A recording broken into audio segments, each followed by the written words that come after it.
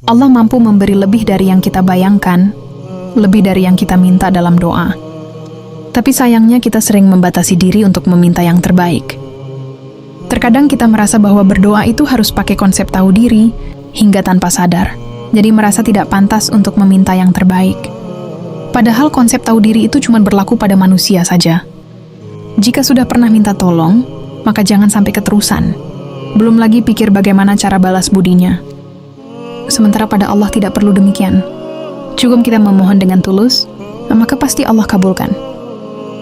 Perasaan takut meminta pada Allah biasa muncul karena merasa tidak pantas, karena banyak dosa, takut kecewa jika tidak seperti yang diinginkan, atau pikiran manusia yang sering membatasi kemungkinan, dan bisa juga ada perasaan merendahkan diri berlebihan, hingga menganggap tidak layak menerima kebaikan yang besar.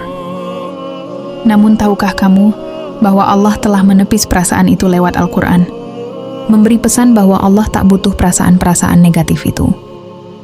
Dalam Quran Surat Az-Zumar ayat 53, katakanlah Nabi Muhammad, wahai hamba-hambaku yang melampaui batas dengan menzalimi dirinya sendiri, janganlah berputus asa dari rahmat Allah.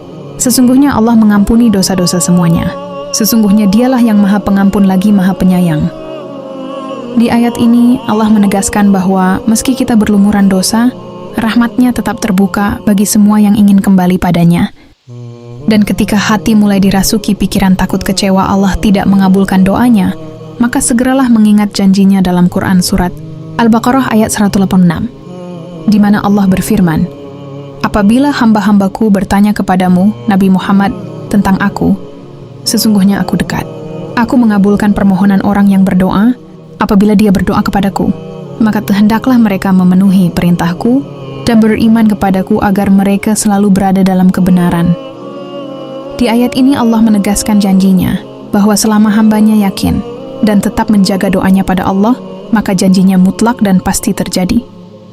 Dan jikalau pikiran mulai membatasi kemungkinan, ingatlah konsep kun fayakun. Sesungguhnya ketetapannya apabila dia menghendaki sesuatu hanyalah berkata kepadanya jadilah, maka jadilah ia. Quran Surat Yasin ayat 82. Di ayat ini Allah menegaskan kekuasaannya mutlak, melampaui logika manusia, dan mampu mewujudkan hal-hal yang dianggap mustahil. Karena itu janganlah ragu meminta pada Allah. Semakin seorang hamba berdoa pada Allah, berarti dia menyadari bahwa hanya Allah sumber segala kebaikan. Tak perlu sungkan padanya. Mintalah dari hal remeh hingga rumit sekalipun. Karena itu jangan takut bergantung pada Allah. Jangan ragu untuk meminta yang terbaik padanya.